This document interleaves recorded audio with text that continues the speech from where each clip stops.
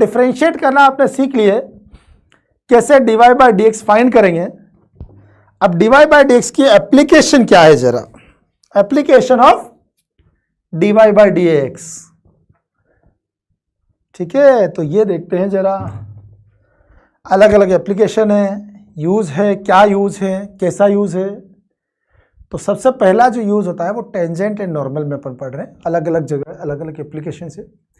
पहली एप्लीकेशन अपन पढ़ रहे हैं tangent and normal. Although JEE main में ऑफिशियली सिलेबस से रिमूव कर दिया गया टेंजेंट नॉर्मल, बट है ना, ये कुछ भी पूछ सकते हैं, सिलेबस से हटा दिया तो भी क्या है, पूछ लेंगे, क्या भरोसा, इनका कोई भरोसा तो है नहीं, नॉन ट्रस्टिंग एजेंसी है ना, तो ट्रस्ट तो है ही नहीं, कुछ भी पूछा जा सकता है।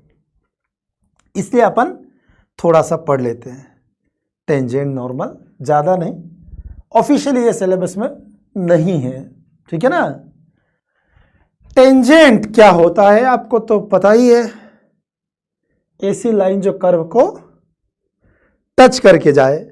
अभी डिफरेंशिएबिलिटी में पढ़ा था, आप लोगों ने पढ़ा भी होगा, tangent is a limiting case of secant.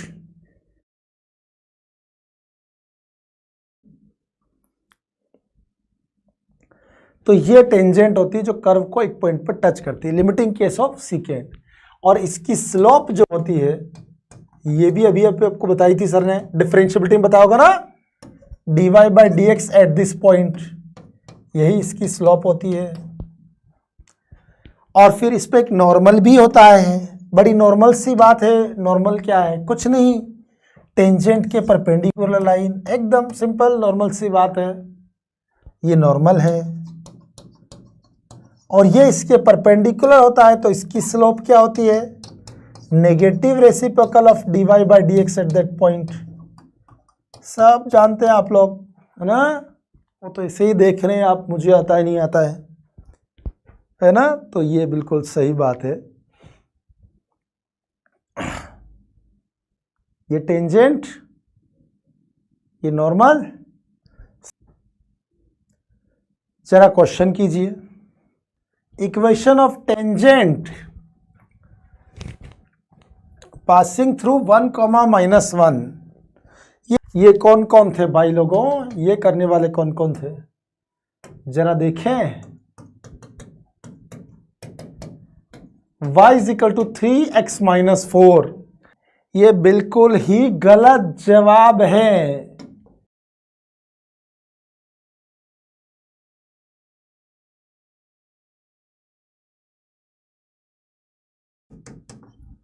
Tangent passing through 1, -1, अरे मेरे प्यारे बच्चों, ये पॉइंट तो कर्व पर ही नहीं है।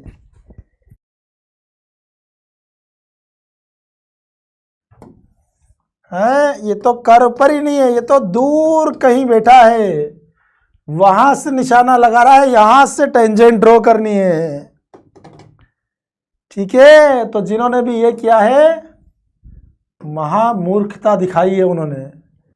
कोई बात नहीं, यहां दिखा दिया, पेपर में आ जाए तो वहां मत कर देना ऐसे, ठीक है। अब हम क्या करते हैं, ये जहां टच कर रहा है, क्या, जहां टच कर रहा है उस पॉइंट को क्या बोलते हैं, पॉइंट ऑफ कांटेक्ट। जहां कांटेक्ट हुआ है उसको मान लिया पॉइंट ऑफ कांटेक्ट का x कोऑर्डिनेट t है, तो y कोऑर्डिनेट t² + t + 1। अब जरा इस फोटो को देख के बताएं कि इस PQ लाइन की स्लोप आप कितने तरीके से लिख सकते हैं। दिख रहा है फोटो, तो स्लोप ऑफ PQ लिखिए जरा। एक तो यहां से आप ऐसे लिख सकते हैं, y2 - y1 upon x2 - x1,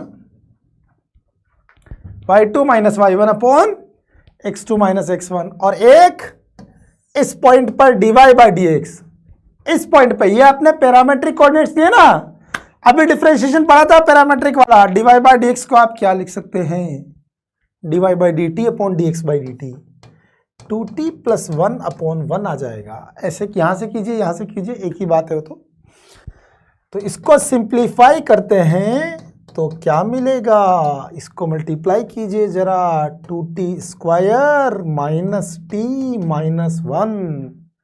ये गलत वाला तो मिटा देते हैं इसको अपन, आपको पता चल ही गया क्यों गलत था। अब इधर कितना आया, ये t² minus 2t minus 3 equal to 0। तो t की दो वैल्यूज आ गई, एक -1 और एक 3। तो इसका मतलब इस एक्सटर्नल पॉइंट से दो टेंजेंट ड्रॉ कर सकते हैं। अपन वैसे भी जानते हैं पैराबोला, सर्किल, इलिप्स, हाइपरबोला, एक एक्सटर्नल पॉइंट से दो टेंजेंट आती है ना। ये t की वैल्यूज यहां रखेंगे तो इक्वेशन ऑफ टेंजेंट्स दो आएंगी। पॉइंट पता है, यहां रखने से स्लोप पता चल गया, y + 1 इज इक्वल टू, ये तो पॉइंट स्लोप -1 लिखेंगे तो कितना आएगा, -1 इंटू x - 1, और दूसरा आएगा y + 1 इज इक्वल टू 3 लिखा तो कितना आया 7। तो ये आया x + y is equal to 0। ये 7x - y is equal to 8।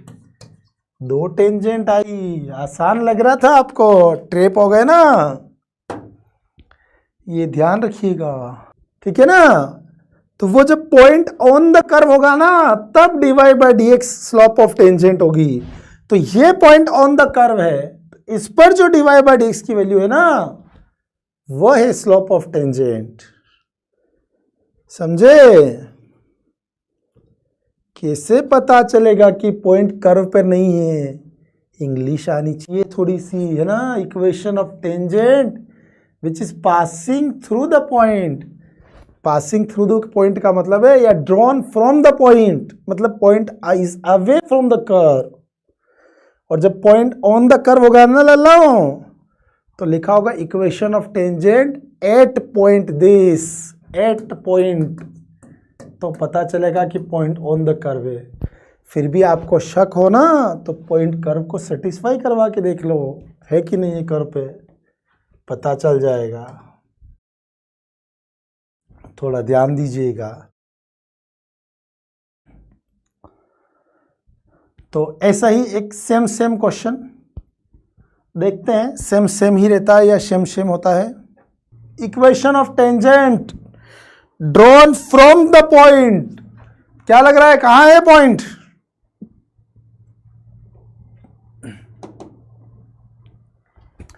दूर है, तो जरा दूर से निशाना लगाते हैं। ये है y² is equal to 4x, ए से टेंजेंट ड्रॉ करते हैं, पॉइंट P5,6। ये पॉइंट ऑफ कांटेक्ट क्यों मान लेते हैं, पॉइंट ऑफ कांटेक्ट को अपन क्या मान लेते हैं, इसके पैरामेट्रिक कोऑर्डिनेट्स मालूम है आपको, 80² 280 है ना, ए तो 1 है, A1 है, तो इसके कोऑर्डिनेट हो गए t², 2t। अब t की वैल्यू कैसे निकालेंगे,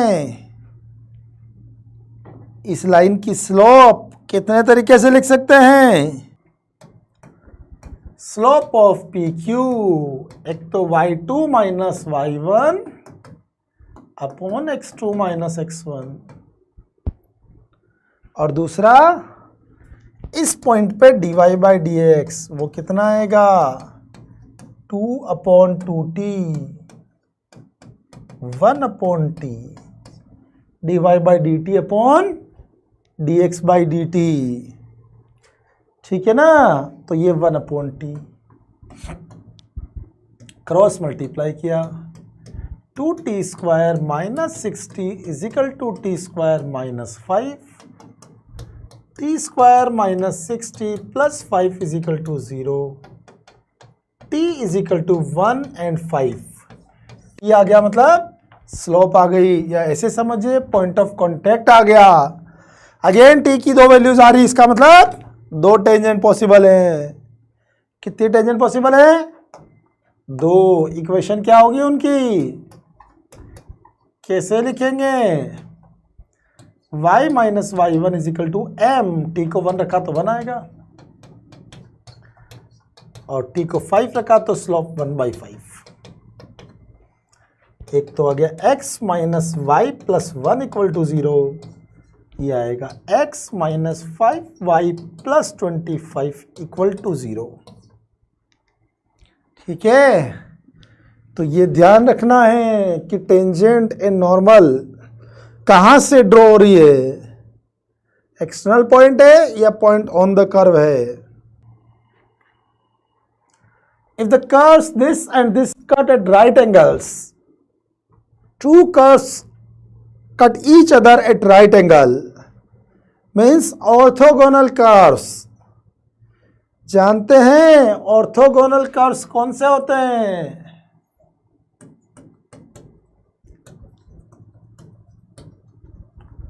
कर्व्स राइट एंगल पर कट कर रहे हैं, इसका मतलब उनके इंटरसेक्शन पॉइंट पर टेंजेंट्स आपस में परपेंडिकुलर हैं। उनके इंटरसेक्शन पॉइंट पर टेंजेंट्स आपस में परपेंडिकुलर है। तो ऑर्थोगोनल कर्व्स के लिए आपको कुछ नहीं करना है, उनका जो कॉमन पॉइंट है उस पर m1 m2 माइनस 1 करना होता है। क्या करना होता है? स्लोप ऑफ टेंजेंट का प्रोडक्ट -1, उनके dy बाई dx का प्रोडक्ट -1 करना है। पहले वाले का डेरिवेटिव निकालें, 1 is equal to 4y cube dy by dx। अच्छा क्वेश्चन है ये, पूछते हैं ऐसे, और इसको बोल देते हैं अपन m1। Good question. इसको डिफरेंशिएट करें, x का 1, y as it is, x as it is, y का dy बाई dx, k का 0। तो dy बाई dx आएगा माइनस y बाई x। ये है m2। क्या है? m2।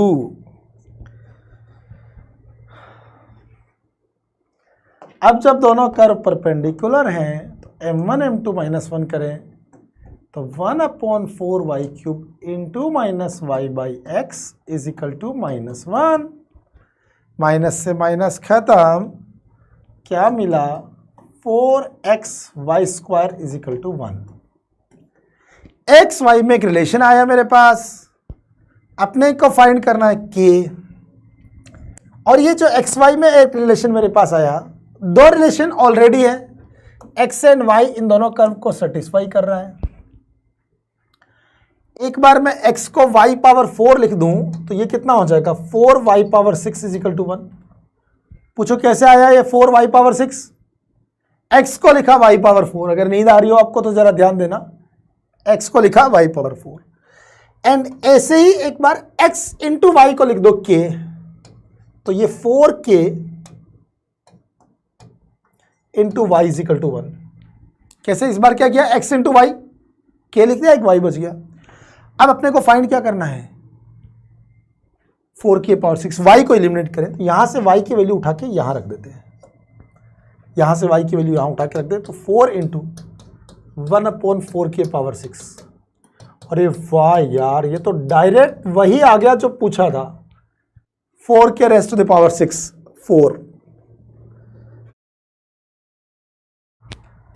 4 आंसर आया है।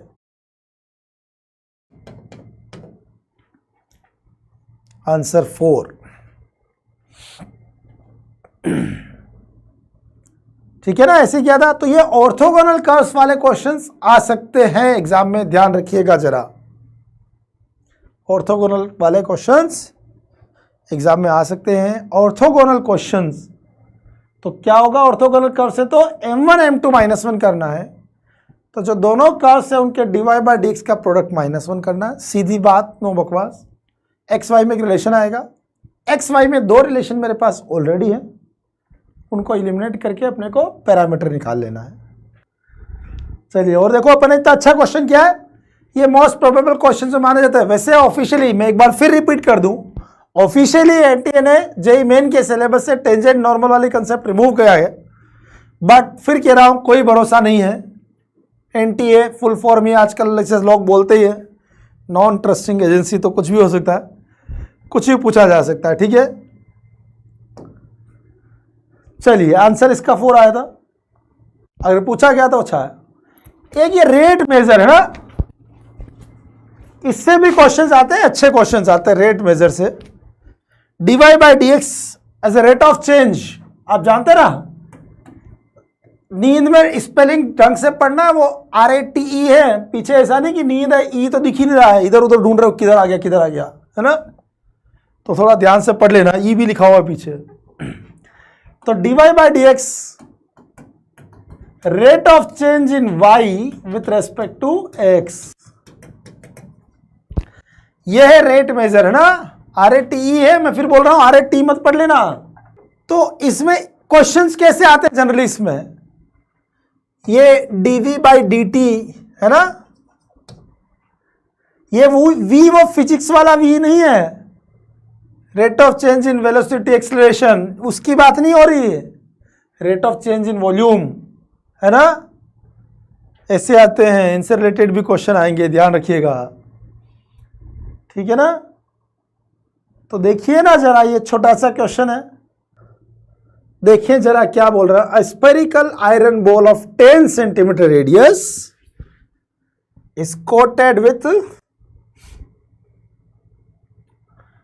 A layer of ice of uniform thickness, ये अपन मान लेते हैं आयरन बॉल है, क्या है, iron ball, radius 10 centimetre, this iron ball is coated with ice of uniform thickness, इसके ऊपर भाई साहब एक यूनिफॉर्म थिकनेस, यूनिफॉर्म लेयर है आइस की, ऐसे कुछ मान लेते हैं, मान लेते हैं कि उसकी थिकनेस जो है लेयर की, क्या हुआ, ये क्या हुआ, अच्छा इसका कलर थोड़ा चेंज कर देते हैं, ये थिकनेस को R मान लिया, क्या मान लिया, थिकनेस, आइस की थिकनेस R मान ली। तो अब जो स्फेयर हो गया आपका, ये आइस था आपका, ठीक है ना,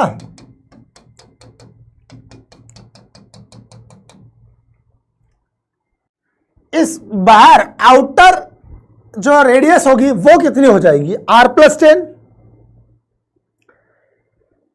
and this ice melts at a rate of 50 centimetre cube per minute. तो वॉल्यूम ऑफ आइस क्या होगा मेरे बच्चों, उसका रेट ऑफ चेंज दे रखा है। वॉल्यूम ऑफ आइस कैसे निकाले, 4/3 पाई 10 प्लस R का होल क्यूब, ये तो पूरे स्पेयर का वॉल्यूम, इसमें से अंदर जो स्पेरिकल बॉल है उसका वॉल्यूम माइनस कर दूं,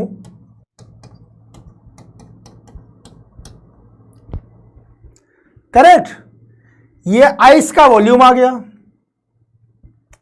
इसकी रेट ऑफ चेंज दे रखी है, इसकी रेट ऑफ चेंज दिया, इसको बोला v, तो dv बाई डी टी, इसको डिफरेंशिएट करेंगे, क्या करेंगे, डिफरेंशिएट, ये तो ये और वो हो गया 0, into dr by d T भी लिखेंगे, इसका dr by d T constant का 0। अब आपसे क्या पूछा है, when the thickness of ice is 5 centimetre, thickness of ice बोले तो कौन, R, थिकनेस ऑफ आइस अपन ने R बोला था ना, तो ये पूछ रहा है कि व्हेन R इज 5 सेंटीमीटर, तब dr बाई डी टी क्या होगा, the rate at which thickness of ice decreases, dr by d T क्या होगा ना, तो R को 5 रखा, dv बाई डी टी 50 दिया है, ये 4 पाई, R को 5 लिखा तो ये 15 का स्क्वायर, ठीक है, into dr by d t, तो ये हो गया dr by d t is equal to 50/4 pi into 225, 25 से कैंसिल हुआ, ये 2 टाइम्स, ये 9 टाइम्स, इक्वल टू इससे कैंसिल हो गया 1/18 पाई। वाह भाई साहब, कौन बोला था, मैं भी डी, है ना,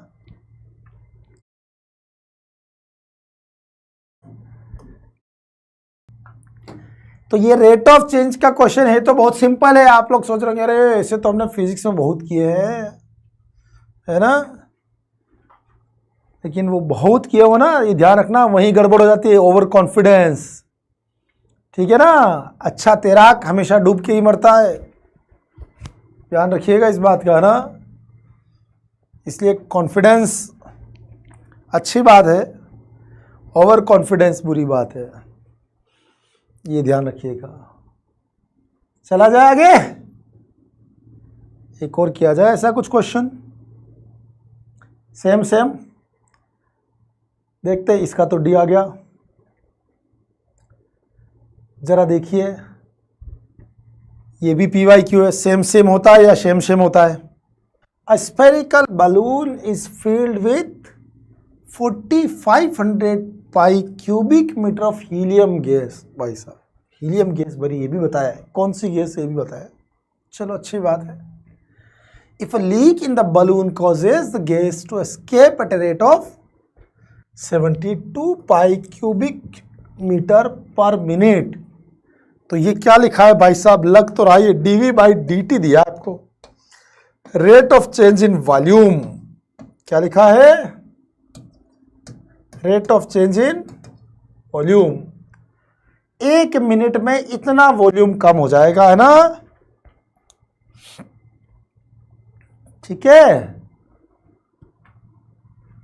then the rate in metre per minute at which the radius of balloon decreases. तो पूछा क्या है ऐसे क्वेश्चन में ना, क्या थोड़ा पेशेंटली करना होता है, सही हो जाएगा। dr/dt पूछा है, कब? एट t = 49 मिनट, ये पूछा गया है। Volume of balloon 4/3 pi r³। तो dV/dt 4 पाई r² dr/dt। ठीक है, dV/dt दिया है, dr/dt पूछा है, लेकिन थोड़ा पंगा लग रहा है मुझे। ये तो गिवन है, ये फाइंड करना है, ये कहाँ है? R तो है ही नहीं, उसकी बजाय में T दिया है 49, R नहीं दिया। जस्ट लाइक प्रीवियस क्वेश्चन, यहां क्या हुआ था पिछले क्वेश्चन में, देखा आपने अभी, R = 5 पर पूछा था, और इस बार R नहीं दिया है। तो अब क्या करेंगे? R नहीं दिया है तो क्या किया जाएगा? पहले R निकालें, कब? T = 49 मिनट पे। तो अपन क्या कर सकते हैं, कैसे निकाल सकते हैं? तो अपन ये बोल सकते हैं कि after T = 49 minute, after 49 minutes volume क्या होगा? इनिशियल वॉल्यूम ये था, 1 मिनट में 72 पाई कम हो जाता है, 1 मिनट में 72 पाई कम हो जाता है। तो ये 49 मिनट में कितना कम हो जाएगा? 72 पाई इंटू 49। तो ये नया वॉल्यूम होगा। और मान लिया कि उस टाइम पर रेडियस R है, तो ये होगा 4/3 पाई r³। अब जरा इसको सोल्व करो, क्या करो? इसको सोल्व करें और निकालें r³ कितना आएगा। ये आएगा आपका 729। कितना आएगा? 729, बिल्कुल सही। 972 नहीं आ रहा है, 729 आ रहा है। तो R = 9 यहां रखें, तो ये आएगा dV/dt 72 पाई, 4 पाई, ये 9 × 9, और ये dr/dt। तो कितना आया dr/dt? 2/9। आई बात समझ में? तो कैलकुलेशन करनी पड़ेगी आपको। अच्छा क्वेश्चन है ये, ऐसे आएंगे रेट मेजर वाले क्वेश्चंस, थोड़ा ध्यान दीजिएगा। दिखने में इजी लगते हैं, खैर मैथ्स तो सब्जेक्ट ही ईजी है, उसमें कहना ही क्या है ना। सबसे आसान सब्जेक्ट ही वही है।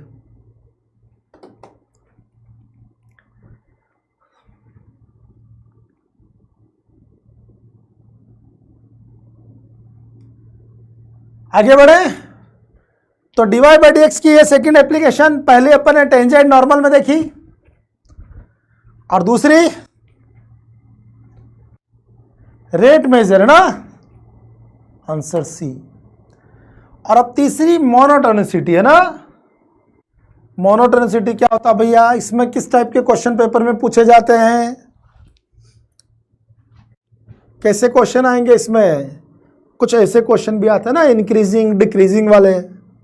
मोनोटोनिक का मतलब क्या होता है भाई? मोनोटोनिक, मोनो प्लस टोन, जिसकी एक जैसी टोन होती है ना उसको बोलते हैं मोनोटोनिक। जिसकी टोन कभी बदलती ही नहीं है, एक ही जैसा बिहेवियर है, उसको बोलते हैं मोनोटोनिक फंक्शन। या तो इंक्रीज ही होता है या फिर डिक्रीज ही होता है, सेम टोन। तो अपन इसमें दो टाइप के फंक्शन होते हैं। कितने टाइप के होते हैं? दो टाइप के। एक होता है मोनोटोनिकली इंक्रीजिंग, अपन इसको प्यार से बोल देते हैं एम आई। एम आई जब मैं बोलूँ तो मोनोटोनिकली इंक्रीजिंग ही समझना, आप कुछ और मत समझ लेना, है ना। पता चले आप मुंबई इंडियंस के फैन है भाई साहब, एम आई का मतलब तो मुंबई इंडियंस। कोई टॉम क्रूज का फैन हो तो भाई मेरे लिए तो एम आई का मतलब ही मिशन इम्पॉसिबल है ना। ठीक है ना। तो आप टॉम क्रूज के फैन हो तो मिशन इम्पॉसिबल भी साइड में रखिए, अभी मिशन इम्पॉसिबल नहीं, अभी अपन मिशन 99 पे ध्यान है ना। अभी मिशन 99% तो उधर ध्यान देना है। तो ये मोनोटोनिकली इंक्रीजिंग भी बोल सकते हैं, एक ही बात है, वही वाली बात, शब्द अलग है, भावनाएं सेम है। और सबसे मस्त वाला नाम है नॉन डिक्रीजिंग। यही सही नाम है जो डेफिनेशन को सार्थक कर रहा है ना। क्या? नॉन डिक्रीजिंग, ऐसा फंक्शन जो डिक्रीज नहीं होता है, दिस इज कॉल्ड इंक्रीजिंग। यानी कि x को इंक्रीज करने पर, जरा पढ़िए ना क्या लिखा हुआ है, x को इंक्रीज करने पर y या तो इंक्रीज होता है या फिर सेम रहता है। और increasing the values of x, values of y either increases और रिमेन सेम, मतलब डिक्रीज नहीं होती है, नॉन डिक्रीजिंग। तीन नाम लिखे हैं लेकिन तीनों का मतलब एक ही है, ठीक है। नाम के फेर में नहीं फंसना है, नाम अलग अलग है, शब्द अलग हैं, भावनाएं तीनों की एक ही है, ठीक है ना। तो x2 greater than x1 implies fx2 greater than or equal to fx1, ठीक है। इसको बोलते हैं इंक्रीजिंग। ऐसे होता है एक डिक्रीजिंग, मतलब जो इंक्रीज नहीं होता है। डिक्रीजिंग किसको बोलते हैं? जो इंक्रीज नहीं होता है। x को इंक्रीज करने पर y आइदर डिक्रीजेस और रिमेन सेम। अब ये तो डेफिनेशन है, आप सोच रहे होंगे क्या है, एक तो इतनी रात हो गई आप डेफिनेशन बता रहे हो, क्वेश्चन बताओ कैसे होंगे। अपन उसी पे आ रहे हैं, ठीक है ना। क्वेश्चन कैसे होंगे, और इसमें dy बाई डी एक्स, आपने नाम बताया एप्लीकेशन ऑफ डेरिवेटिव, तो भैया और dy बाई डी एक्स का क्या यूज़ है, तो उसी मुद्दे पे आ रहे हैं। अच्छा, dy बाई डी एक्स क्या है? बेसिकली एक टूल है। क्या है? टूल है, और ये कंटिन्यूस फंक्शन के लिए यूज़ करना, आपको ध्यान रखना, आप जानते ही हैं, खैर है ना। अगर फंक्शन कंटिन्यूस है और इंक्रीजिंग है तो फिर dy by d x greater than equal to 0, rate of change positive होगी।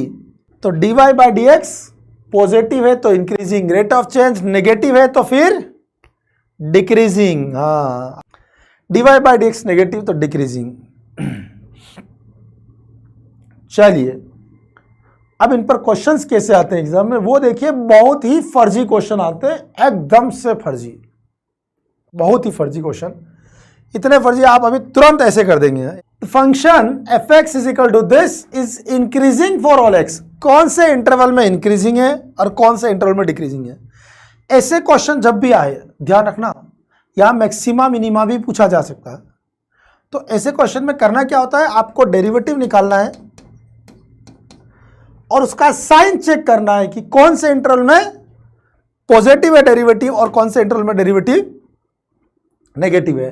तो डिफरेंशिएट करें 3x की पावर 2/3, 3x माइनस 7, 2/3 x की पावर -1/3। एलसीएम लिया 3x पावर 1/3, ये 3 9x plus 3x minus 7 into 2, तो कितना आया ये 6 और 9 15x माइनस 14। अब पता है यहां क्या करते हैं कुछ बच्चे, करना क्या होता है डिफरेंशिएट करके, ये ध्यान रखिएगा है ना। डिफरेंशिएट करने के बाद कभी इक्वल टू 0 या इसे नहीं करना है। आप लोगों को क्या करना है, डिफरेंशिएट करके जो एक्सप्रेशन बनता है ना, इसके फैक्टर्स कर लेने हैं, फिर नंबर लाइन पे मार्क करने क्रिटिकल पॉइंट्स। क्या मार्क करने हैं, क्या मार्क करने हैं, क्या बताया, क्रिटिकल पॉइंट्स। वो कौन से होते हैं, जहां पर डेरिवेटिव या तो 0 हो जाए, ठीक है, या फिर डेरिवेटिव नॉट डिफाइन।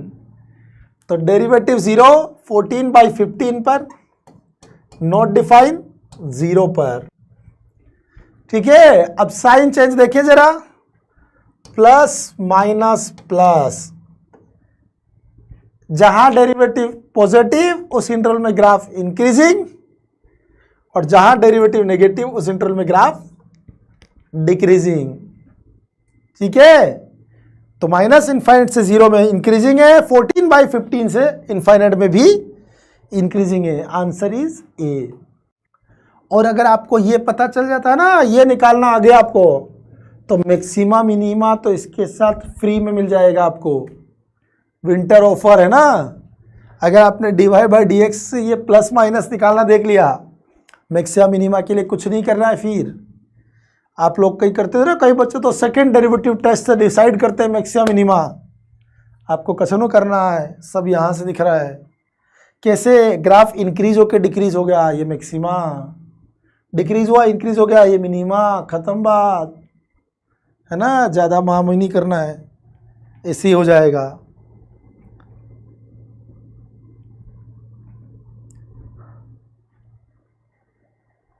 चले आगे।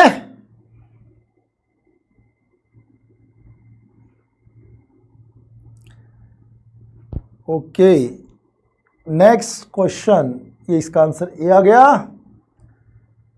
जरा ये देखिए, सेम ही लग रहा है। अब इसका एफ डैश एक्स निकालना है। देखिए अभी जब अपने मेथड्स ऑफ डिफरेंशिएशन पढ़ा, अपन ने स्टार्टिंग करी, तब मैंने बोला था कि डेरिवेटिव निकालना, लेकिन जोश में होश नहीं खोना है।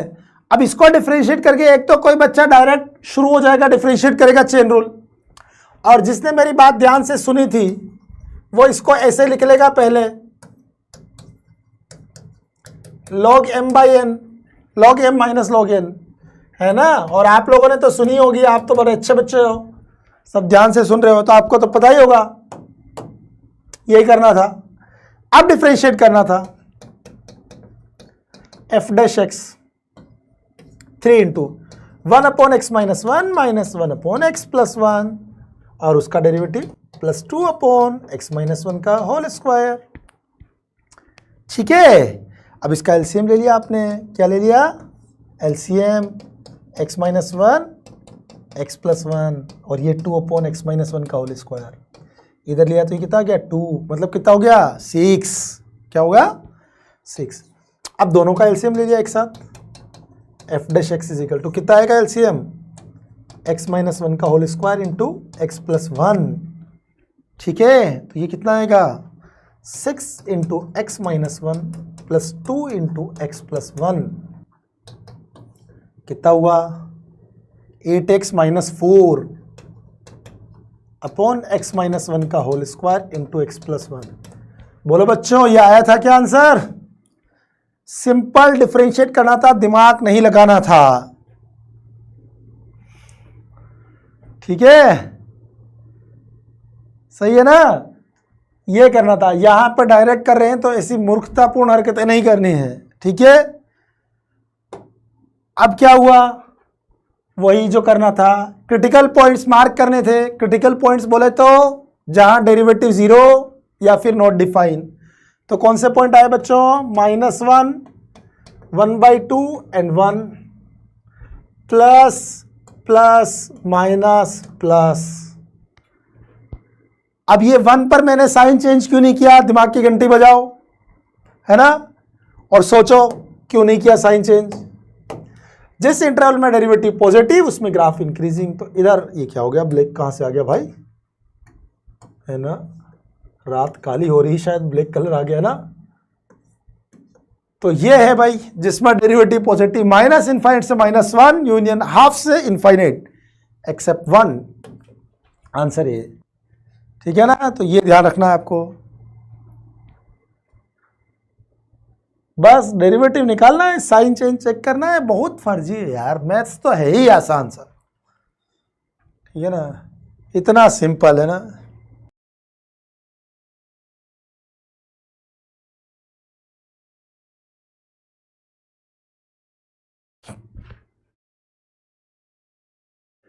चलिए जरा फिर से वही सेम, ऐसे क्वेश्चन बहुत आते हैं, इंक्रीजिंग डिक्रीजिंग सेम अप्रोच। अब ये अगर आपने गलत किया है ना तो फिर देख लेना, फिर 99% एल खतरे में है ना। डिफरेंशिएट किया x² -6x -16 का होल स्क्वायर, कितना फर्जी था यार ये तो। अब सब लोग सोच रहे हैं काश ये मेरे वाले अटेम्प्ट में आ जाए सेशन में ना, ऐसे ही सोच रहे ना आप लोग। ये नीचे क्या लिखा हुआ है, x -8 x + 2 का होल स्क्वायर, ऊपर क्या है, ये 6x कैंसिल। अरे वाह, ये तो कुछ आसान ही लग रहा है यार। अरे भाई साहब ये तो सब प्लस प्लस ही लग रहा है। पॉइंट्स मार्क करेंगे तो अगेन वही पॉइंट्स, कौन से, जहां डेरिवेटिव 0 या नॉट डिफाइन। तो 0 तो कहीं हो ही नहीं रहा है भाई साहब, न्यूमरेटर 0 नहीं है, डिनोमिनेटर 0 हो रहा, -2 और 8। साइन कहीं चेंज होगा ही नहीं, ये पॉजिटिव ये पॉजिटिव, आगे लग रहा है नेगेटिव, तो सब तरफ माइनस। डिक्रीज डिक्रीज डिक्रीज, सब तरफ डिक्रीज है, सब डिक्रीज हो रहा है। बस परसेंटाइल इंक्रीज होने चाहिए, फंक्शन भले ही डिक्रीज हो जाए हमें कोई दिक्कत नहीं है, अपने मार्क्स इंक्रीज होने चाहिए, वो डिक्रीज नहीं होने चाहिए, ठीक है ना। तो डिक्रीज है इन -∞ to -2 union -2 to 8 union 8 to infinite. ये तो सी जैसा दिख रहा है यार, है ना, ऐसे ही कुछ लग रहा है, ठीक है ना। देखिए जरा ये क्वेश्चन छोटा सा है, कुछ पढ़िए क्या लिखा हुआ है, कुछ अजीबोगरीब। कभी कभी आजकल ये ऐसे भी लिख लेते हैं, कई बच्चे सोच रहे होंगे हमें तो यहाँ लेमड़ा नहीं झेला जाता, ये लेमड़ा के ऊपर स्टार और लगा दिया इन्होंने। चलिए क्या लिखा था, lambda star with the largest value of lambda, largest value सबसे बड़ी, for which function this increases is increasing for all x belongs to R। अच्छा, फंक्शन इज इंक्रीजिंग, तो इसका जो डेरिवेटिव है ना भैया कितना आएगा, 12 lambda x square -72 lambda x + 36, ये ग्रेटर देन और इक्वल टू 0 होना चाहिए for all x belongs to R, ठीक है ना। ये क्या होना चाहिए, ग्रेटर देन और इक्वल टू, 12 से तो डिवाइड ही कर दो तो पॉजिटिव ही है, lambda x square -6 lambda x + 3 greater than और इक्वल टू 0। अब ये ऑलवेज पॉजिटिव होना चाहिए, तो ये ऑलवेज पॉजिटिव होने के लिए जो लैम्बडा की ग्रेटेस्ट वैल्यू होगी उसको बोला लैम्बडा स्टार। तो ये ऑलवेज पॉजिटिव कब होगा बेटा, क्वाड्रेटिक का पता है आप लोगों को, याद दिलाऊं या पढ़ा है वंस अपॉन अ टाइम। कौन सी वाली बात की बात कर रहा हूं मैं, ये ax square + bx + c greater than और इक्वल टू 0 कब होता है, ये ऑलवेज। दो पॉसिबिलिटी हो सकती है, एक a पॉजिटिव एंड d < 0, या फिर दूसरी पॉसिबिलिटी क्या हो सकती है, क्वाड्रेटिक ही नहीं बने, ए और बी दोनों 0 हो जाए और सी पॉजिटिव हो जाए, है कि नहीं। तो ये ऑलवेज पॉजिटिव कब हो सकता है, लेमडा पॉजिटिव एंड इसका d 36 lambda square minus 12 lambda less than equal to 0, या फिर लेमडा 0 हो जाए तो भी चलेगा, क्योंकि लेमडा 0 होगा तो ये 3 बन जाएगा, ऑलवेज पॉजिटिव, करेक्ट। तो यहां से क्या मिला, lambda greater than 0 and 12 lambda common 3 lambda minus 1। तो फाइनली यहां दोनों से आप निकालेंगे तो लेमडा की वैल्यू 0 से 1/3, लेमडा की वैल्यू क्या आई। अब यहां पर भी एक मजेदार बात बताऊंगा, लेमडा आ गया तो ग्रेटेस्ट वैल्यू कितनी आई पता चल गया, lambda star 1/3 greatest value, right. अब आपको क्या करना है, यहां थोड़ा सा कॉमन सेंस, लेमडा की वैल्यू तो 1/3 आप लिख दोगे, फंक्शन आ गया, उसकी 1 पर वैल्यू और -1 पर वैल्यू, और फिर उन दोनों का सम चाहिए। तो जो मूर्ख बच्चा होगा ना वो 1 रख के वैल्यू निकालेगा, -1 रख के वैल्यू निकालेगा, फिर दोनों को ऐड करेगा। और जो समझदार बच्चा होगा ना, कौन सा बच्चा, समझदार बच्चा जो कि आप लोग हैं, है ना, तो वो देखेगा एक बार x को 1 रखूंगा, एक बार -1 रखूंगा और फिर ऐड करूंगा, तो ओड पावर वाली टर्म तो वैसे ही कैंसिल हो जाएगी यार, है ना, ओड पावर वाली तो वैसे ही कैंसिल हो जाएगी, इवन पावर वाली डबल हो जाएगी, सही बात है ना। तो ये जो f लेमडा स्टार 1 और f लेमडा स्टार -1 है, ऐड करोगे तो इवन वाला डबल हो जाएगा, 2 टाइम्स -36 लेमडा की वैल्यू 1/3, x की वैल्यू 1 प्लस 48, ओड वाला कैंसिल हो गया, ये कितना आ गया 2 इंटू ये 12 36 72। तो ये कैलकुलेशन कितना स्मार्टली आप करते हैं ना, ये भी बहुत जरूरी है। आप लोग तो खैर समझदार हैं ही सही, अब मैं बोलूंगा नहीं, लेकिन आप खुद ही समझ जाना आपने क्या किया था। कुछ समझदार वो भी होंगे जिन्होंने पहले 1 लिखा, फिर -1 लिखा, फिर दोनों कैलकुलेट किए, फिर ऐड किए, है ना, तो वो वाली समझदारी नहीं रखनी है। Got it. तो ये डी आंसर है।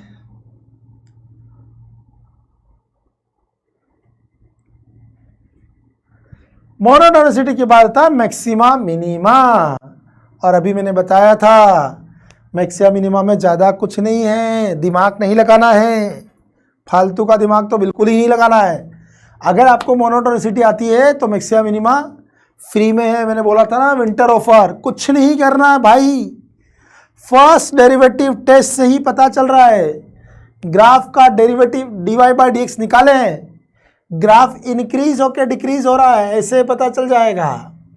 ये मैक्सिमा है, ये मिनिमा है, ठीक है। तो आपको करना क्या है, बस डेरिवेटिव का साइन चेंज देखना है। आप लोग ना 12th में जब एनसीईआरटी में पढ़ते थे तो dy/dx सेकेंड डेरिवेटिव टेस्ट से मैक्सिमा मिनिमा करते थे। अरे इतना टाइम थोड़ी ना अपने पास सेकेंड डेरिवेटिव के लिए, टाइम ही तो नहीं बचा है, सही बात है ना, टाइम ही नहीं बचा, इसीलिए अपन क्या करते हैं, first derivative test, first derivative निकाले, डेरिवेटिव का साइन चेंज देखें और मैक्सिमा मिनिमा आ जाएगा। अगर dy/dx का साइन प्लस से माइनस चेंज हो रहा है, ग्राफ इंक्रीज होकर डिक्रीज हुआ मैक्सिमा, डिक्रीज होकर इंक्रीज हुआ, डिक्रीज हुआ फिर इंक्रीज, यानी कि डेरिवेटिव का साइन माइनस से प्लस, तो ये क्या है, मिनिमा है।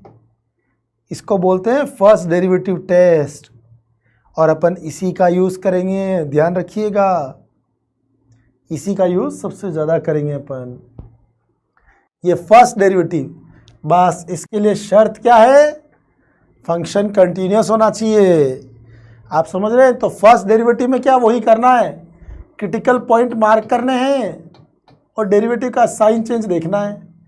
अगर ऐसा है साइन चेंज तो graph increase then decrease then increase, तो ये मैक्सिमा बनेगा और ये क्या बनेगा, मिनिमा बनेगा।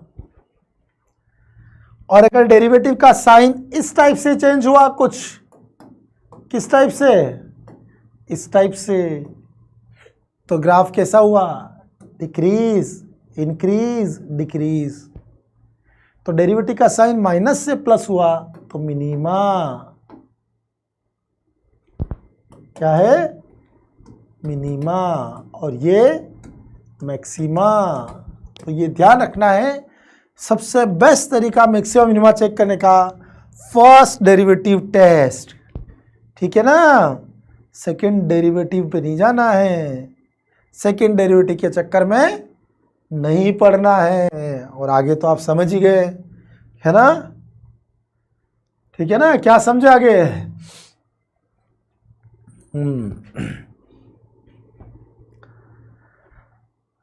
चले आगे। सेकंड डेरिवेटिव टेस्ट ऑल्दो मैंने लिखा है, लेकिन अपन इसका यूज करेंगे नहीं, क्योंकि अपन जब फर्स्ट डेरिवेटिव से कर ले तो क्यों सेकंड डेरिवेटिव के चक्कर में पड़े। और आपको पता है अपन किसी के चक्कर में पड़ते ही नहीं है।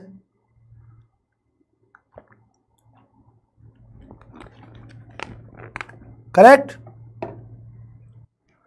ये पता है आपको, एफ डैश ए 0 है और डबल डेरिवेटिव अगर नेगेटिव है तो मिनी मैक्सिमा होता है, डबल डेरिवेटिव पॉजिटिव है तो मिनिमा होता है, जानते हैं आप लोग ये।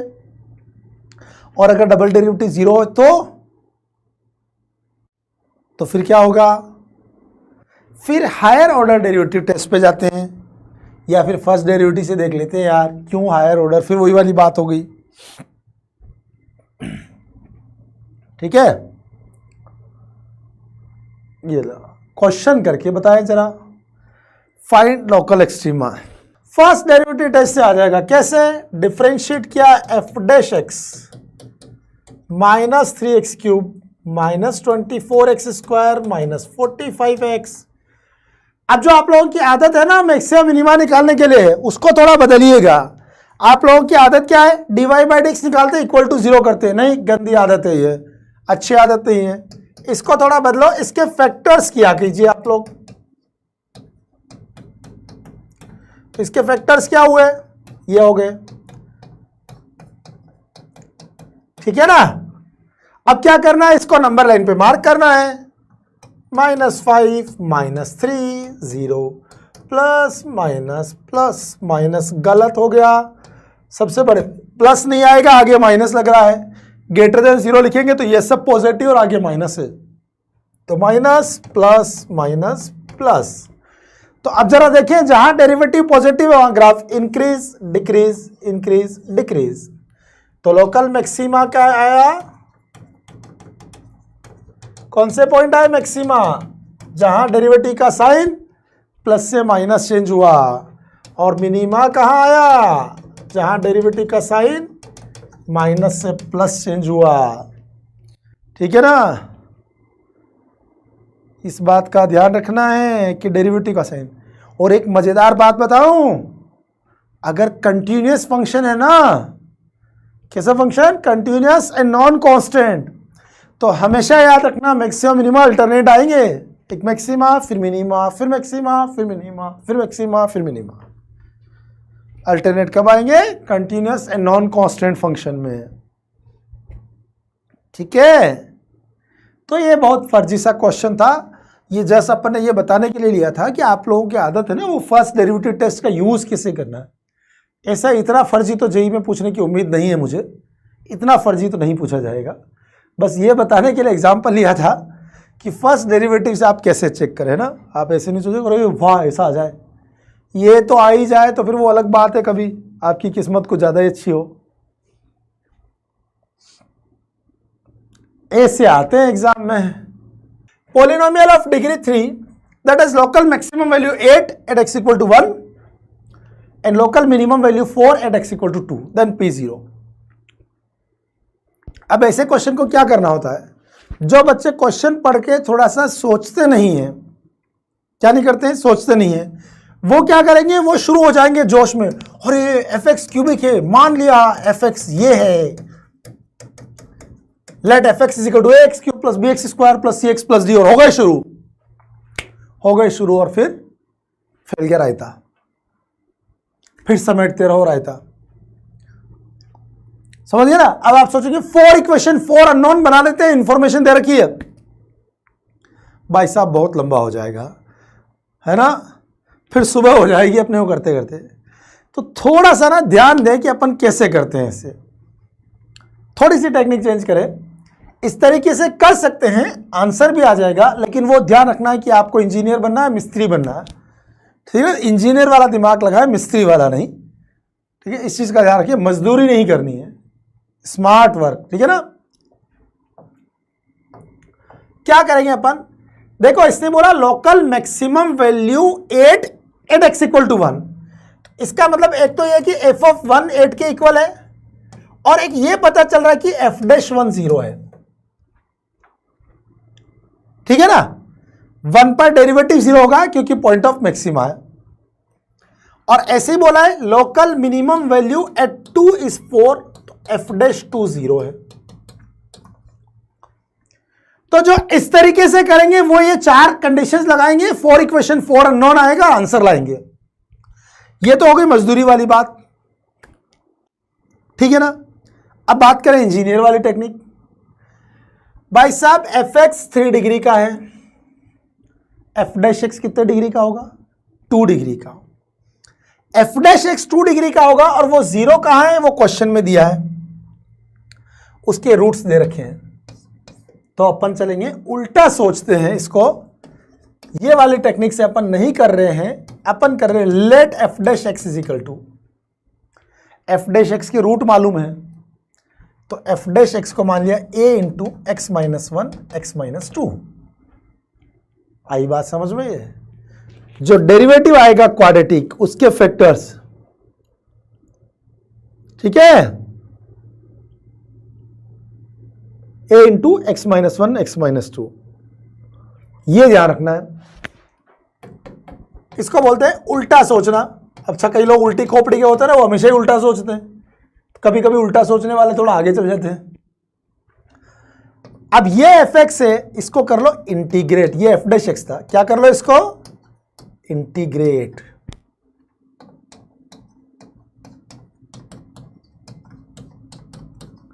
अब आपको 4 अननोन नहीं, ओनली 2 ही अननोन निकालने, ए एंड बी, और 2 अननोन के लिए आपके पास 2 इंफॉर्मेशन गिवन है, एफ ऑफ 1 8 है, एफ ऑफ 2 4 है। एफ ऑफ 1 कितना आएगा, a इंटू 1/3 माइनस 3/2 प्लस 2, तो प्लस 1/2 प्लस b, तो यह आ गया 5a/6 plus b, and this is equal to 8। ये आएगा 1 पर, ठीक है। अब 2 पर निकालते हैं,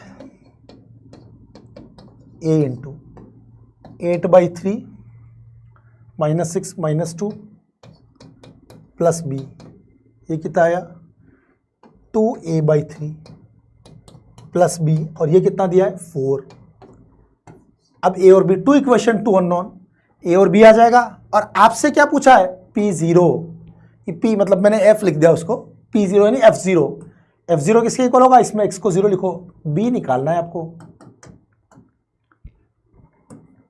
इनको सोल्व करो, b की वैल्यू -12 आएगी, है ना।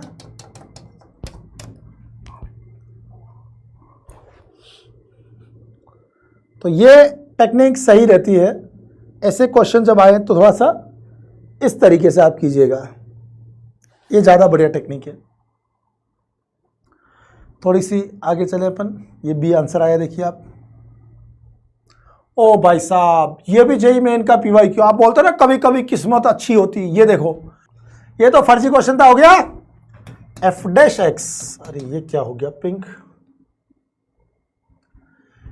2 प्लस कितना आएगा 2x की पावर -1/3, तो ये आ गया 2 बाहर, x की power 1/3 plus 1 upon x power 1/3। क्या बोला था, जहां डेरिवेटिव 0 हो या नॉट डिफाइन हो उनको मार्क करें। तो 2 जगह साइन चेंज हुआ, एक मैक्सिमा एक मिनिमा। बहुत ही फर्जी क्वेश्चन था, exactly 1 point of local maxima and exactly 1 point of local minima. जहां डेरिवेटिव का साइन चेंज होता है वही मैक्सिमा या मिनिमा होता है। बहुत फर्जी क्वेश्चन था ये, ठीक है, बस सिंपल डिफरेंशिएट करना था। Next answer c. ये जैसे अभी किया था सेम सेम, और फिर अपन जैसे उल्टे सोचेंगे तो क्या इसमें एफ डबल डैश तक गए भाई साहब, एफ डबल डैश तक कैसे? देखिए क्यूबिक पॉलिनोमियल ये तो दे ही रखा है, लोकल मिनिमा एट 1, तो 1 पर एफ डैश एक्स 0 होगा, 1 पर कौन 0 होगा? एफ डैश एक्स, ठीक है। And f dash x has a local minima at x equal to 1, इसका डेरिवेटिव 0 होगा -1 पर। एफ डैश एक्स क्वाड्रेटिक होगा, f double dash x linear बनेगा, ठीक है। अब इसको आप थोड़ा सीधा सोचेंगे तो ज्यादा बेटर होगा, तो ये सिचुएशन के हिसाब से चलेगी। अपन उल्टा ही चलते हैं, है ना, अपने दिमाग थोड़ा उल्टा ही चल रहा है।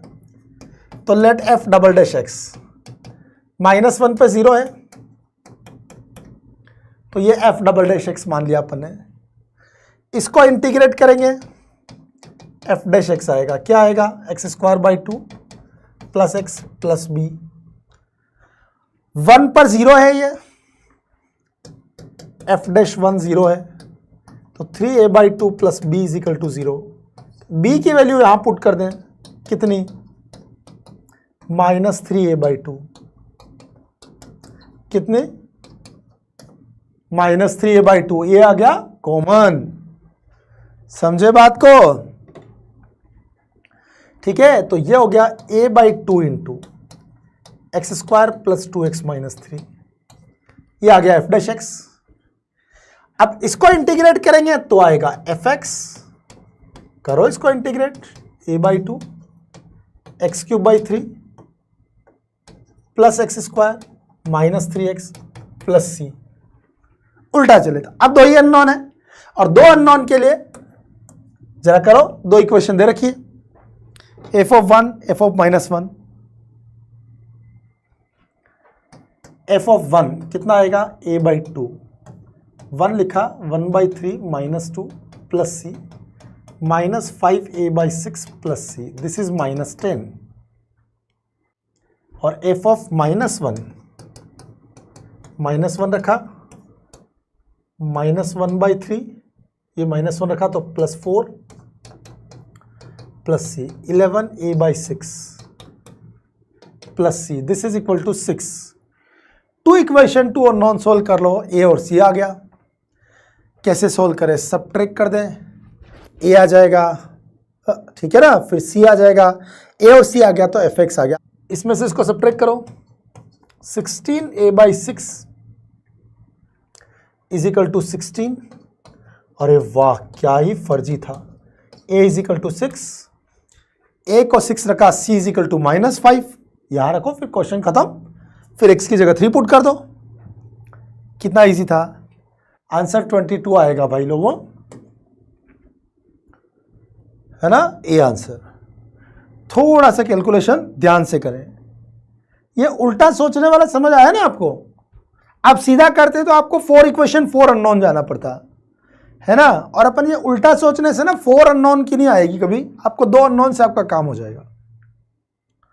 इसको बोलते हैं स्मार्ट कैलकुलेशन, है ना, और आप लोग तो खैर स्मार्ट है ही सही।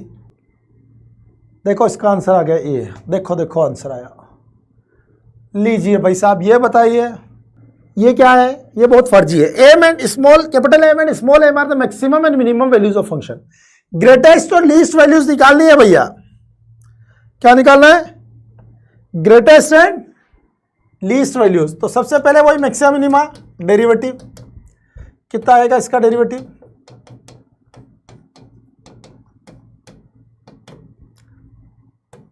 x + 3 का whole square as it is 2 × x - 2 का होल स्क्वायर। फैक्टर्स करें तो कुछ कॉमन शॉमन आ जाएगा, x + 3 कॉमन, x - 2 का होल स्क्वायर कॉमन। देखो है ना, दिख रहा है क्या कॉमन आया? ये कॉमन चला गया, ये कॉमन चला गया, यहाँ क्या बचा? 2x - 4। अच्छा इधर होल क्यूब था, यहाँ 3 बचेगा, अभी तो गड़बड़ हो जाती। तो इधर कितना बचेगा? 3 × x, तो 3x + 9 x plus 3 x minus 2 का होल स्क्वायर, और ये कितना आ गया 5x प्लस 5, तो 5 इंटू एक्स प्लस 1, तो -3 -1 2, ठीक है, प्लस प्लस, देखा 2 पर डेरिवेटिव का साइन चेंज नहीं होगा क्योंकि x माइनस 2 का होल स्क्वायर है, ठीक है, फिर माइनस फिर प्लस, और ये अपने को करना था -4 से 4 के बीच। तो ग्राफ कैसा होगा मेरे बच्चों? आपने देखा अपन हमेशा फर्स्ट डेरिवेटिव टेस्ट से ही करते हैं, ध्यान रखना, सेकंड के चक्कर में तो अपन पढ़े ही नहीं। ऐसा कुछ ग्राफ बनेगा। तो मिनिमा के पॉइंट आ रहे हैं -4 एंड 1, और मैक्सिमा आ रहा है -3 एंड 4। इन चारों पॉइंट पर वैल्यू निकाल लीजिए। आपको point of maxima, point of minima नहीं चाहिए, ग्रेटेस्ट और लीस्ट वैल्यूज चाहिए।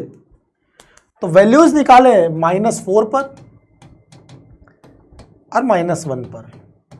इन दोनों में जो कम आएगी वो सबसे कम वैल्यू होगी, लीस्ट। और आप वैल्यूज निकाले -3 पर एंड 4 पर। इन दोनों में जो सबसे ज्यादा आएगी, बड़ी आएगी, वो ग्रेटेस्ट। कितना इजी था आप बताइए यार। -4 लिखेंगे तो ये तो ऐसे ही हो जाएगा, पेन भी नहीं उठाना है, नींद में सोते सोते कर सकते हैं। ये तो 1 हो गया, ये -6 का क्यूब -216।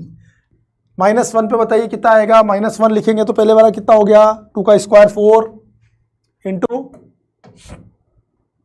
-27, ये आ गया -108। तो ये नहीं, मिनिमम वैल्यू ये आई है सबसे कम, this is small m, least value, ठीक है। अब ग्रेटेस्ट वैल्यू चाहिए। ग्रेटेस्ट वैल्यू क्या आएगी? इन दोनों में से जिस पे आएगी -3। अरे -3 पर तो 0 आ गया। 4 पे कितना आएगा? 4 7 स्क्वायर 49 इंटू 2 क्यूब 8, कितना हो गया?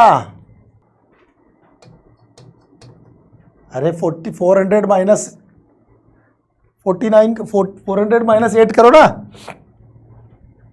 अब आपको क्या चाहिए था? ये capital M minus small m subtract कर दो, कितना आ गया? Capital M minus small m, ये आ गया आपका 392 प्लस 216 हो जाएगा, माइनस माइनस ये 8, ये 0 और ये 6, 608, आंसर C, ठीक है ना।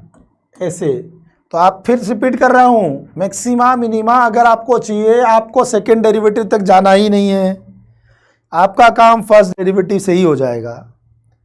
सेकेंड डेरिवेटिव के चक्कर में नहीं पढ़ना है। सही जा रहे हो? चलेंगे, गुड। थोड़ी सी कैलकुलेशन हो सकती है। अब ये देखिए जरा, ये जेईई में आजकल बहुत फेवरेट है, ऑप्टिमाइजेशन प्रॉब्लम्स। ये कौन सी प्रॉब्लम होती है यार? एप्लीकेशन ऑफ डेरिवेटिव के अंदर आता है एप्लीकेशन ऑफ मैक्सिमा मिनिमा। ये बेसिकली क्या है? मैक्सिमा मिनिमा की एप्लीकेशन है। कैसे क्वेश्चंस आते हैं इनमें? अच्छा, इनमें ये कुछ इनसे रिलेटेड आ जाते हैं ना, कौन सिलेंडर, ये फॉर्मूले काम आते हैं। ऑल्दो आजकल इनसे रिलेटेड क्वेश्चन पूछते नहीं है जेईई मेन में।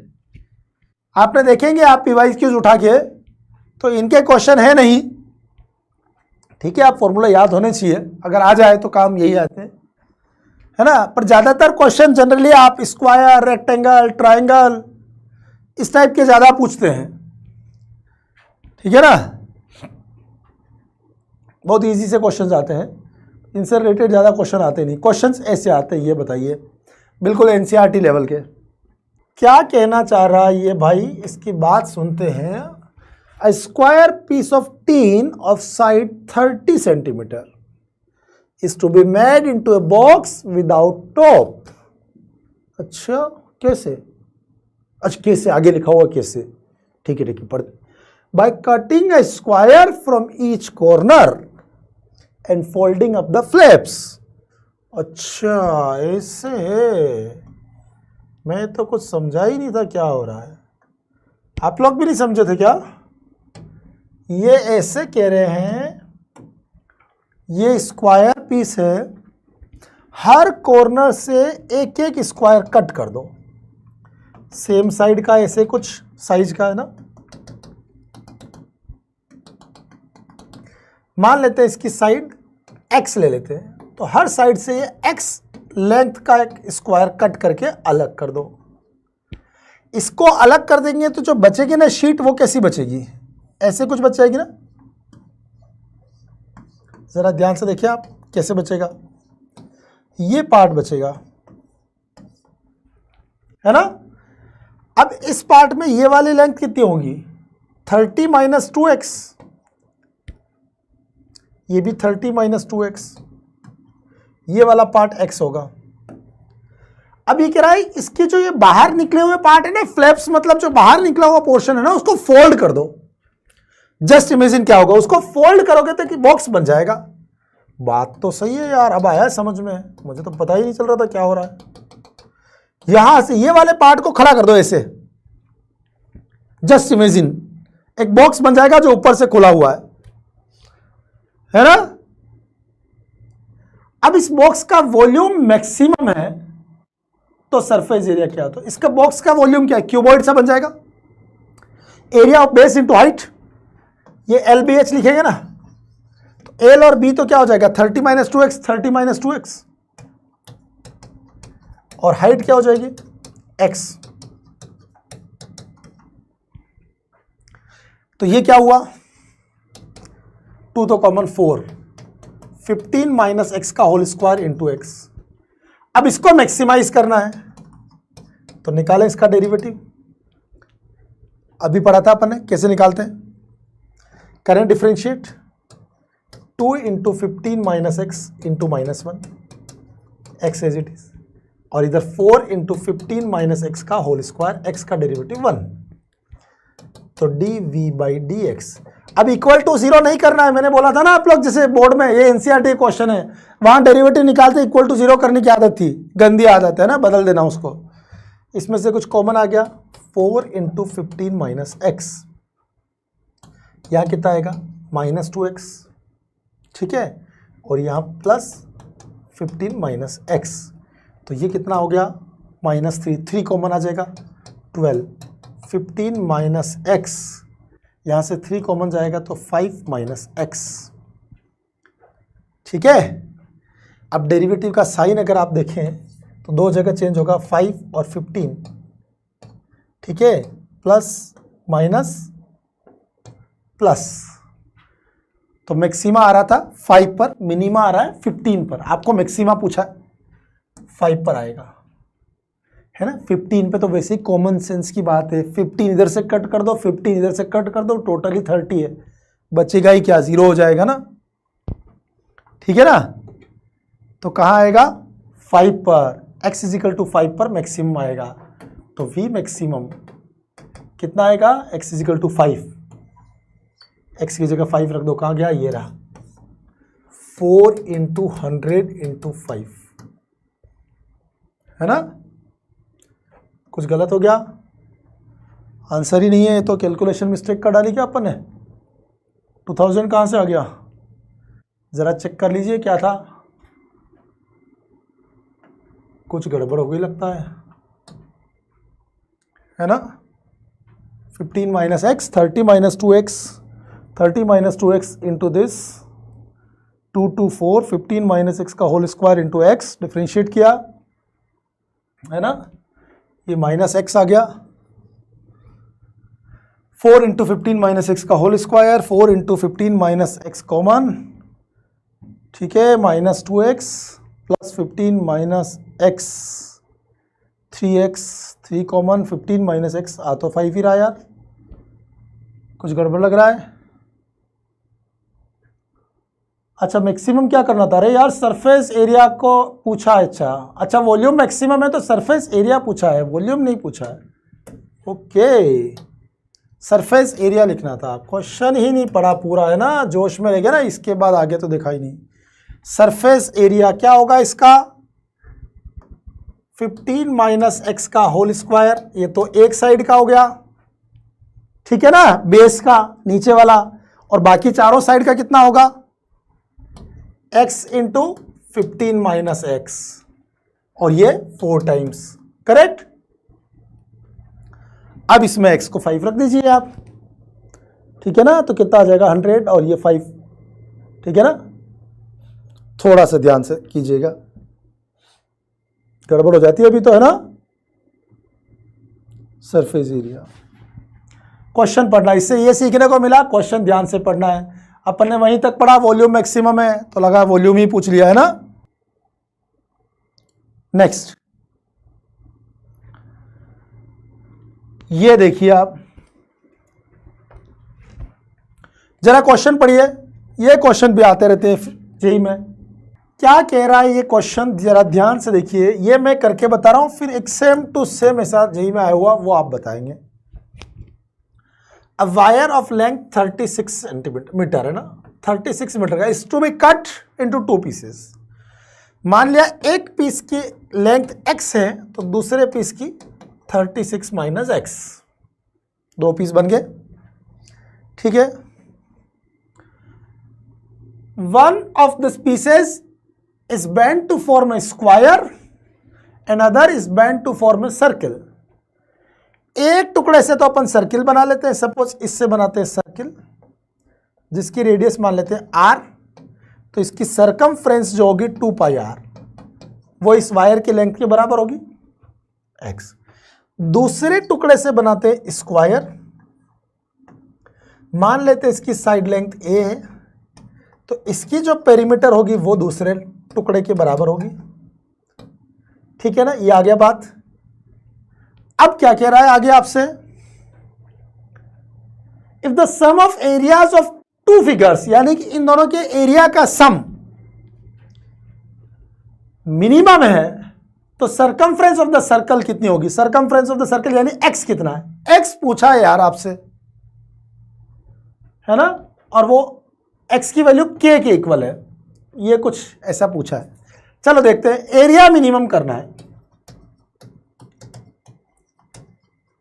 कंबाइंड एरिया कितना आएगा, सर्किल का एरिया होता है पाई आर स्क्वायर, स्क्वायर का एरिया ए स्क्वायर, इसको करना मिनिमम। अब मिनिमम करना है तो इसको सिंगल वेरिएबल में एक्सप्रेस करते हैं, जिसको मिनिमम या मैक्सिमम करना है उसको सिंगल वेरिएबल में लिखते हैं। तो आर की वैल्यू यहां से उठा के रखो, तो कितना आएगा एक्स स्क्वायर अपॉन 4 पाई, ए की वैल्यू यहां से उठा के रखा 9 माइनस एक्स बाई 4, इसका होल स्क्वायर। अब लिखते हैं ds बाई डी एक्स, ठीक है। ये कितना आएगा x upon 2 pi plus 2 into 9 minus x by 4 into minus 1 by 4। यहां तो वैसे भी लीनियर है, एक ही x की वैल्यू आएगी, इक्वल टू 0 ही कर दो, एक ही तो x आएगा, x upon 2 pi minus 9 by 2 plus x by 8 equal to 0। ये कितना आएगा 8 एलसीएम इधर ले ले, 8 पाई कितना आएगा 4 plus pi into x is equal to 9 by 2, ठीक है। तो x की वैल्यू कितनी आई 36 पाई अपॉन 4 प्लस पाई, ये आ गया x। और आपसे क्या पूछा, सरकमफ्रेंस ऑफ द सर्किल, इस टाइम पे सरकमफ्रेंस यानी x, यही k है, circumference of the circle he x है, 2 पाई r यही x है, और इसको बोला k के इक्वल, तो ये वैल्यू आ गई आपके पास 36 पाई अपॉन 4 प्लस पाई। आपसे पूछ क्या रहे हैं 4 plus pi upon pi into के, कितना हुआ 36। काहे को इतना घुमा देते हैं यार, है ना, ये पूछा है। ये देखो इसका तो 36, ये एक और क्वेश्चन सेम टू सेम वही क्वेश्चन है, कुछ भी नहीं है। इस बार लेंथ ये x, ये 22 minus x. One of the pieces is made into square and other into equilateral triangle. Suppose ये इक्विलेटरल ट्राइंगल है, साइड लेंथ a मान लेते हैं, तो इसकी पेरीमीटर 3 है, x हो गया, इससे स्क्वायर बनाया, साइड लेंथ b मान लेते हैं, तो 4b is equal to 22 minus x. वही कंबाइंड एरिया बिल्कुल सेम था, बस इस बार स्क्वायर का area √3/4 a square equilateral triangle का, स्क्वायर का बी स्क्वायर। इसको मिनिमम करना है, सिंगल वेरिएबल में एक्सप्रेस करेंगे। क्या करेंगे? सिंगल वेरिएबल में ए की वैल्यू यहां से उठाएंगे, एक्स स्क्वायर बाई 9, तो ये हो गया 36, और बी की वैल्यू यहां से 11/2, या ऐसे रखने थे 22 माइनस एक्स, बी स्क्वायर करेंगे 22 माइनस एक्स का होल स्क्वायर अपॉन 16। ठीक है, अब इसको करना है डिफरेंशिएट और कर दो 0, ds बाई डी एक्स। कितना आया?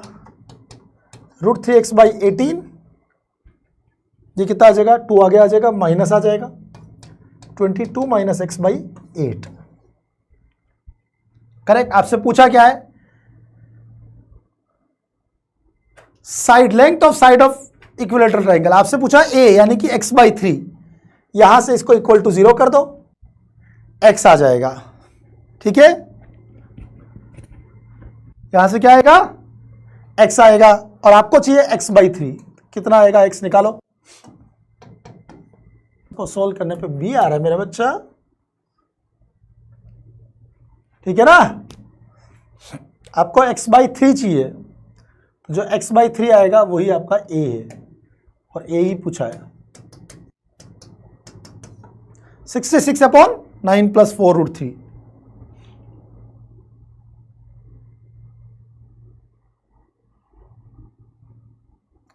चले आगे, नेक्स्ट।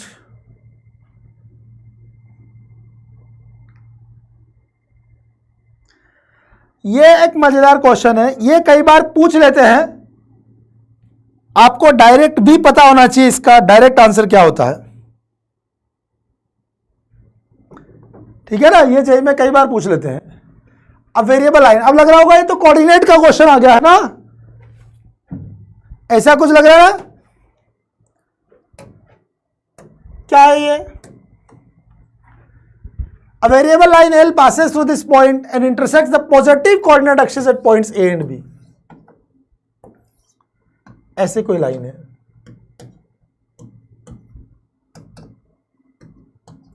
लाइन पास हो रही 3,5 से, इसकी स्लोप नेगेटिव होगी, लाइन की इक्वेशन में लिख सकता हूं ऐसी, और ये तय बात है कि m नेगेटिव होगी। Then the minimum area of triangle OAB, इस ट्राइंगल का एरिया निकालना है। अगर आप डायरेक्ट रिजल्ट याद हो तो ये एरिया मिनिमम तभी होता है जब ये पॉइंट P इसका मिड पॉइंट होता है। अगर आपको ये याद है कि ये P इसका मिड पॉइंट है तभी एरिया मिनिमम होता है। ये मिड पॉइंट है तो ये 6,0, ये 0,10, ये लेंथ 6, ये लेंथ 10, एरिया हो गया 60/2 30। तो डायरेक्ट आंसर चेप सकते हैं। और अब बात करें अपन प्रूफ की कि आया कैसे ये मिनिमम, तो ये ए से आएगा। कैसे आएगा? इसकी ए पॉइंट के कोऑर्डिनेट लिखें, y0 3 माइनस 5/m, बी के कोऑर्डिनेट लिखें 0 5 माइनस 3m। एरिया क्या आएगा? Delta 1/2 3 minus 5/m into 5 minus 3m। तो डेल्टा आया 1/2, 15 15 30 हो गया, माइनस 9m माइनस 25/m। तो D delta by D M 1/2 minus 9 plus 25/m square equal to 0। m की वैल्यू आएगी आपका 5/3 माइनस का, क्योंकि अपने को नेगेटिव ही लेना है, और इस m को माइनस 5/3 रखिए, आंसर आएगा आपका 30। ठीक है, ये ध्यान रखना। और डायरेक्ट याद रख सकते हैं आप देख सकते हैं m को माइनस 5/3 यहां लिखिए, या माइनस ये 6,0 बन रहा है, यहां रखिए 3m माइनस 5, ये 0,10, m को लिख के देखिए आप, ये 6,0, ये 0,10, तो आप देखिए ये p मिड पॉइंट हो गया। तो डायरेक्ट भी याद रखते हैं कई बच्चे इसको, ठीक है ना।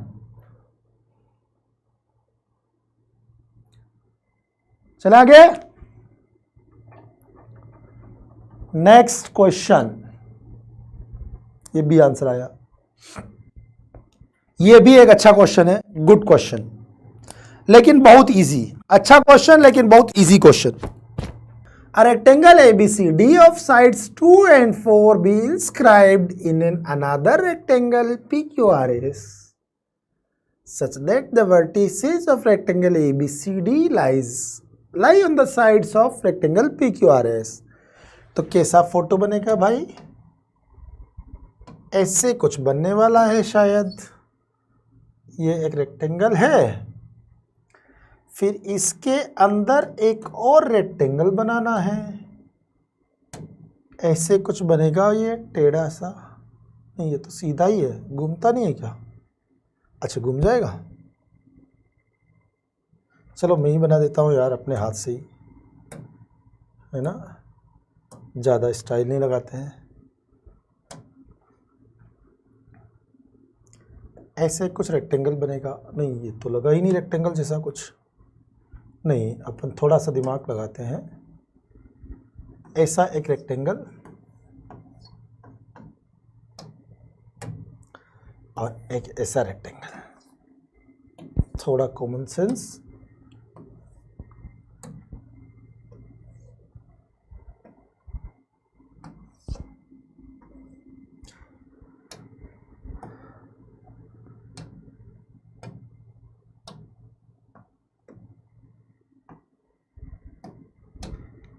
ये PQRS,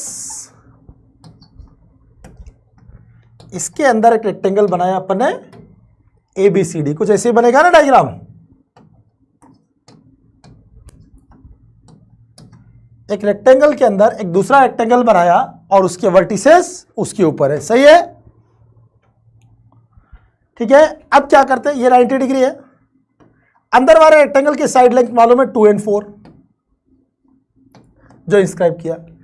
बाहर वाले की AB है तो A + B का होल स्क्वायर पूछा है, और ये कब है? व्हेन एरिया ऑफ PQRS, बाहर वाले का एरिया मैक्सिमम है। तो कैसे निकाले? इस एंगल को अपन मान लेते हैं थीटा, ये 90, तो ये लेंथ होगी 4 sin थीटा, ये 4 cos थीटा। इस बार थीटा की टर्म में लिखते हैं, सिंगल वेरिएबल थीटा आ जाएगा। ये थीटा, ये 90 माइनस थीटा, तो ये थीटा, ये 2 है तो ये 2 cos थीटा, ये थीटा, ये 90 माइनस थीटा, ये वाला थीटा, तो ये हो जाएगा 2 sin थीटा। जरा देखिए क्या हुआ, ये sin थीटा cos थीटा फटाफट से। तो साइड लेंथ क्या आ गई? एक लेंथ A मान लेते हैं अपन 2 cos theta plus 4 sin theta, दूसरी B आ गई 2 sin theta plus 4 cos theta. Area of rectangle क्या होगा? S बोल देते हैं, AB होगा। इन दोनों का प्रोडक्ट क्या होगा? इन दोनों का प्रोडक्ट, तो मल्टीप्लाई कीजिए जरा, कितना आएगा? 4 × 8 cos square theta plus sin square theta plus कितना आएगा? 4 और 16 20 sin थीटा cos थीटा, तो ये आ गया 8 + 10 sin 2 थीटा। अब इसको मैक्सिमम करना है, डिफरेंशिएट करने की जरूरत ही नहीं है, ऐसे ही दिख रहा है, कॉमन सेंस। क्या दिख रहा है? ऐसे ही। ये मैक्सिमम कब होगा? एट 2 थीटा, जब π/2 होगा। 2 थीटा π/2 होगा तो थीटा π/4, और थीटा π/4 होगा तो A कितना होगा? 6/√2, B कितना होगा? 6/√2। थीटा इक्वल टू π/4 पे A और B सेम होंगे। A = B = 6/√2। आपसे पूछा A + B का होल स्क्वायर, तो ये 6 और 6 12/√2 का होल स्क्वायर, 144 / 2 72। चलिए मेरे बच्चों, ये आंसर आ गया। नेक्स्ट क्वेश्चन खत्म हो गया भैया। अब तो बस रोल्स थ्योरम और LMVT बची है। रोल्स थ्योरम और LMVT वो जेईई के सिलेबस से ऑफिशियली रिमूव्ड है, लेकिन फिर बात वही है, अनऑफिशियली कुछ भी पूछ सकते हैं। ठीक है, बात समझ रहे हैं क्या कह रहा हूँ? ऑफिशियली जेई के सिलेबस में नहीं है, ठीक है, जेई मेन में, लेकिन अगेन एनटीए फुल फॉर्म वही वाली बात है ना, कुछ ही पूछ सकते हैं। तो अपने को थोड़ा सा ध्यान रखना क्या कहती है रोल्स थ्योरम, ये ध्यान रखें। अगर कोई फंक्शन है F x, if F x is continuous in close interval A B, differentiable in open interval AB and FA equal to FB, अगर इन तीन कंडीशन को सेटिस्फाई कर रहा है, कौन सी तीन कंडीशन को? इन तीन कंडीशन को सेटिस्फाई कर रहा है, अगर ऐसा है तो क्या होगा? Then there exist at least one C belongs to open interval AB for which f dash C is equal to 0।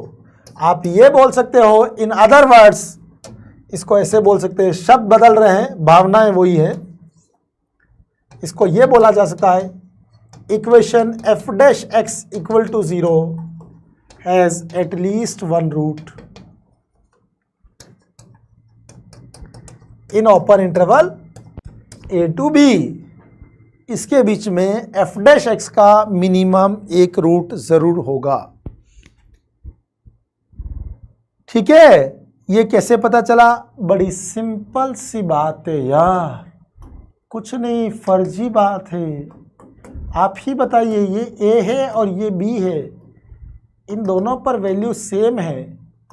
अब ग्राफ बनाना जो यहां से और यहां से पास होगा, तो बीच में मिनिमम एक पॉइंट पर तो डेरिवेटिव 0 होगा ना। ग्राफ इंक्रीज होके डिक्रीज हो या डिक्रीज होके इंक्रीज हो, क्या बोलते हो? मैक्सिमा तो आएगा इसे या मिनिमा आएगा? यहां से शुरू करके ऊपर ले जाके नीचे लाऊं तो कहीं तो डेरिवेटिव 0 आएगा। अगर नीचे ले जाके ऊपर लाता तो कहीं तो मिनिमा आएगा जहां डेरिवेटिव 0 आएगा। तो ये बड़ी सिंपल सी बात है, क्या बोलते हो? सही है? तो क्वेश्चन कैसे आ सकता है जरा ये देखिए। If Rolle's theorem holds for this function in this interval, Rolle's theorem की कंडीशन इस इंटरवल में सेटिस्फाई होनी चाहिए, तो ये कंटिन्यूअस एंड डिफरेंशिएबल होना चाहिए। वो तो ऑलरेडी है, दिख ही रहा है। अब दूसरी बात, f(1) और f(2) इक्वल होने चाहिए। तो f(1) क्या आएगा मेरे बच्चों? -a + b -3। f(b) 2 पर क्या आएगी वैल्यू? 8 - 4 4 - 4a + 2b। तो दिस इंप्लाइज, ये इधर ले आए, 3a - 7 = b। एक रिलेशन तो ये आ गया, और दूसरा रिलेशन कैसे आएगा? f डैश 4/3 0 है, 4/3 पर इसका डेरिवेटिव 0 है। तो जरा निकाले f dash x, 3x² - 2ax + b, correct.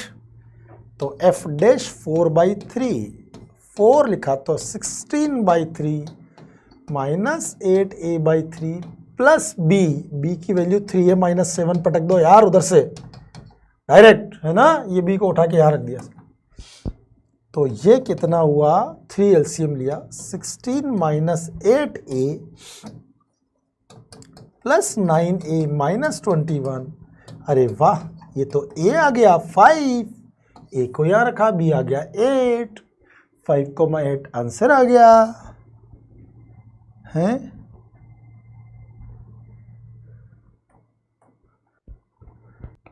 चलिए ऐसे क्वेश्चन आ सकते हैं रोल्स थ्योरम, ऑल्दो सिलेबस में नहीं है तो अपन कह नहीं सकते हैं।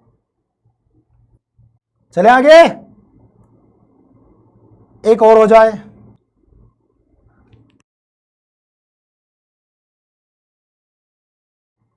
अब आएगा लेग्रांजेस मीन वैल्यू थ्योरम, इसको प्यार से बोलते हैं LMVT।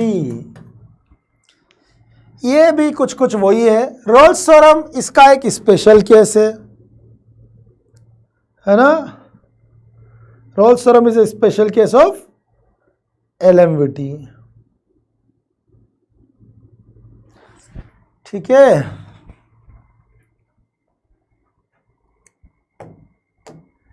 क्या होता है एलएमवीटी?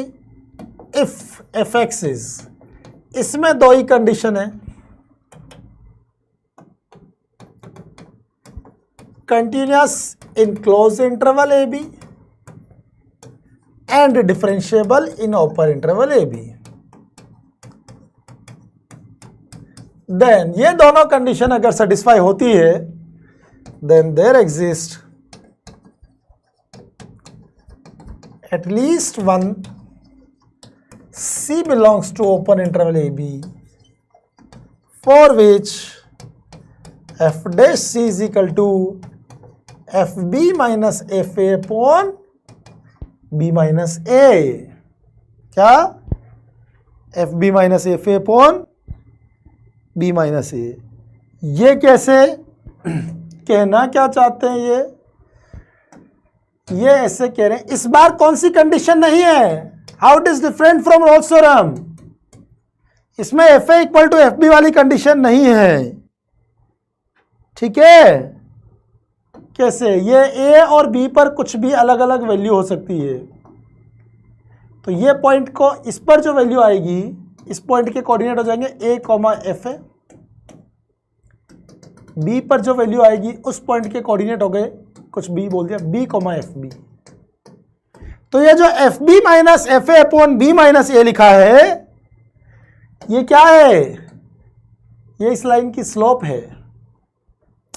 अब इन दोनों पॉइंट से ग्राफ पास होता हो, ग्राफ बनाएंगे तो बड़ा कॉमन सेंस की बात है यार, किसी न किसी पॉइंट पर तो इसके पैरेलल टेंजेंट बनेगी, है कि नहीं है? F dash C is equal to, ये सी पॉइंट पर जो स्लोप ऑफ टेंजेंट आएगी, इसकी स्लोप इस सेकेंड की स्लोप के बराबर होगी। F dash C is equal to F B minus F A upon B minus A. यही एलएमवीटी है। क्वेश्चन देखिए इस पर, वैल्यू ऑफ सी, ये सी स्टैंडर्ड नोटेशन है, राइट? ध्यान रखिएगा। For which in the Lagrange mean value theorem for the function this, तो वो सी स्टैंडर्ड नोटेशन है, F dash C is equal to F B minus F A upon B minus A.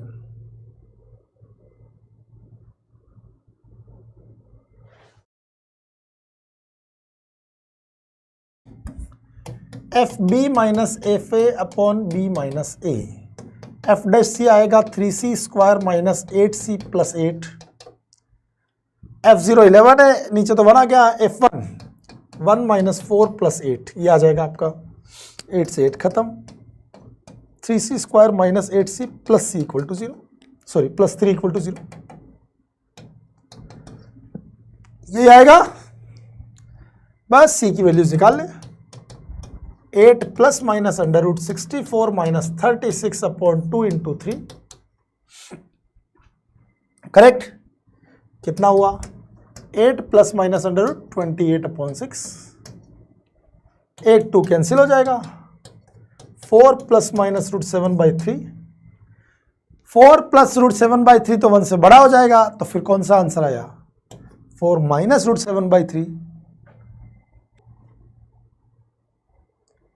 B answer आया। That's it, है ना? तो आखिरकार खत्म हुआ। All the best. बस यही फोड़ देना है आपको, है ना? सिंपल।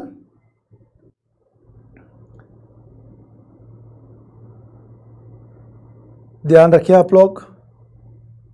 चले, गुड नाइट, टेक केयर।